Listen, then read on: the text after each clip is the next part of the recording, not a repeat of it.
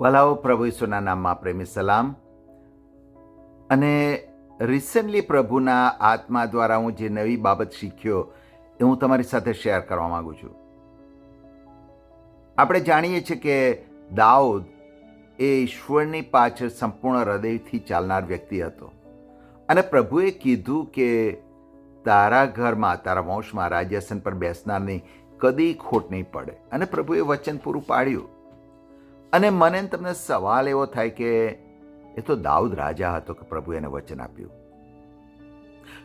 શું પ્રભુ એવું વચન ખાલી દાઉદને જ આપે છે? બાઇબલ કહે છે કે પ્રભુની દ્રષ્ટિમાં બધા જ સરખા છે. હું ને તમે ને દાઉદ રાજા ને મૂસા ને પ્રભુના સેવકો બધા સરખા છે. તો પછીથી પ્રભુ શા માટે દાઉદને જ આવું વચન આપે? અને જ્યારે એ બાબતોનો વિચાર હું કરતો હતો ત્યારે મને એક પેટર્ન જોવા મળી.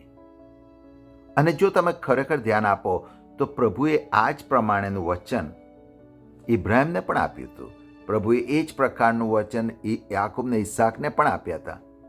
અને પ્રભુએ પ્રથમ જે રાજા પસંદ કર્યો, તે વખત રાજાઓ નહોતા, પણ જ્યારે પ્રથમ રાજા પસંદ કર્યો શાઉલને પણ એ જ વચન આપ્યું હતું.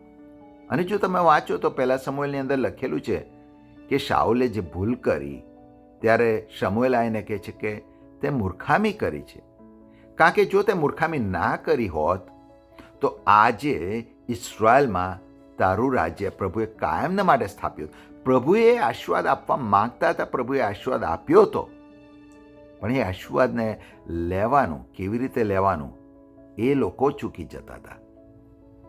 પ્રભુએ એ જ આશીર્વાદ દાઉદને આપ્યો કે તારા રાજ્યાસન પર બેસનારની ખોટ પડશે ને એનો અર્થ તું હંમેશા રાજ કરીશ, તું હંમેશા રાજ કરીશ, તારા વંશના બાળકો હંમેશા રાજ કરશે. અને જ્યારે સુલેમાનનો દીકરો રહોબામ એ પ્રભુથી અલગ ચાલે છે, પ્રભુની પાછળ નથી ચાલતો, એ સમયે જ્યારે યરોબામને પ્રભુ ઉભો કરે છે. યરોબામ કોણ હતો? એ સુલેમાનના રાજ્યની અંદર ચાકર હતો. અને પ્રભુ એ જ આશીર્વાદ, એ જ પ્રોમિસ જે શાઉલને આપ્યું હતું, જે દાઉદને આપ્યું, એ રહોબામને આપે છે અને કહે છે કે જો જેવી રીતે મેં મારા સેવક દાઉદનું રાજ્ય કાયમ સ્થાપન કર્યું છે, તારું રાજ્ય હું કાયમ સ્થાપન કરીશ.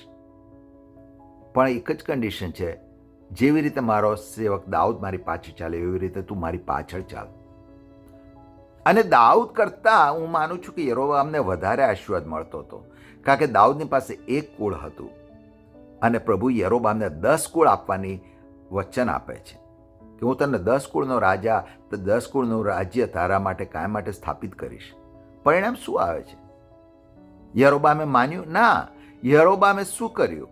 એણે કીધું કે જો લોકો યરૂશલેમ જશે તો કદાચ પાછા રહોબામની પાછળ જતા રહેશે, એટલે એમને કેવી રીતે અટકાવું?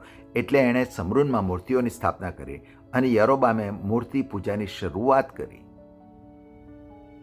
તમે સમજો છો કે પ્રભુ જે વચન આપે છે, જે આશીર્વાદ આપવા માંગે છે, એ બધાને પ્રભુ જે આપે છે ને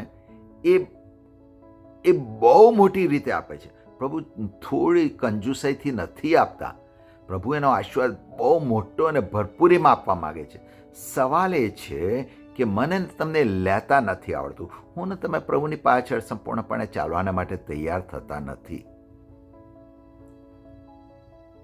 અને તમે જો દાનિયેલના પુસ્તકની અંદર તમે વાંચો, જે આશીર્વાદ પ્રભુએ શાઉલને આપ્યો હતો અથવા આપવા માંગતા હતા, જે આશીર્વાદ પ્રભુ દાઉદને આપ્યો, જે પ્રભુ એ જ આશીર્વાદ યરોબામને આપવા માંગતા હતા, એ જ આશીર્વાદ પ્રભુ મને તમને એક્સટેન્ડ કરે છે. તમે દાનિયેલનું પુસ્તક 7મો અધ્યાયની 27મી કલમ વાંચો તો પ્રભુ કહે છે કે હું રાજ્ય મારા સંતોને આપીશ. અને પ્રભુના વચન અનુસાર જ્યારે હું ને તમે પ્રભુનો સ્વીકાર કરીએ ત્યારે હું ને તમે સેન્ટ્સ કહેવાઈએ છીએ.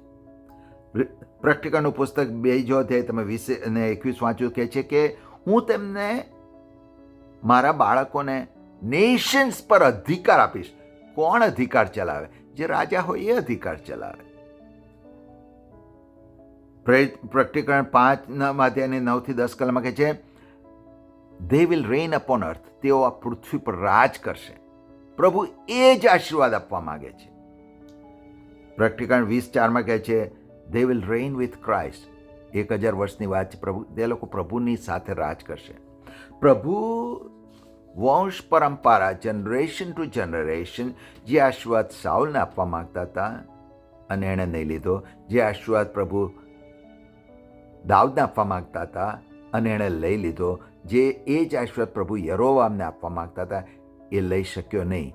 અને એ જ આશીર્વાદ જનરેશન ટુ જનરેશન રાજ કરવાનો જે આશીર્વાદ છે એ પ્રભુ મને ને તમને આપવા માગે છે.